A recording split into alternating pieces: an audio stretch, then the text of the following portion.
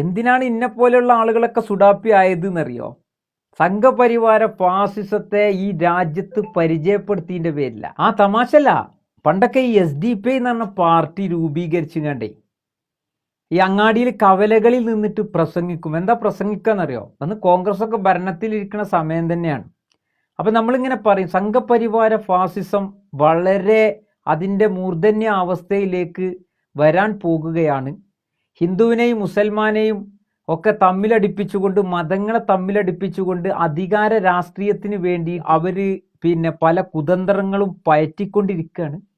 ഈ രീതിയിലൊക്കെ തുറന്ന് പറഞ്ഞതിൻ്റെ പേരിലാണ് സുഡാപ്പി എന്നുള്ള വിളി കേട്ടിരുന്നത്. സത്യത്തിൽ ഇത് കളിയാക്കി വിളിച്ചൊരു പേരാണ് സുഡാപ്പി എന്നുള്ളത്. SDP കുറച്ചുകൊണ്ട് സുഡാപ്പി എന്ന് വിളിച്ചിരിക്കാൻ. നേരെ മറിച്ച് നിങ്ങളൊന്ന് ആലോചിച്ച് നോക്കൂ, ഒരു ആശയത്തിൻ്റെ വിളിയാളമായിട്ട് ആ സുഡാപ്പി മാറുകയാണ്.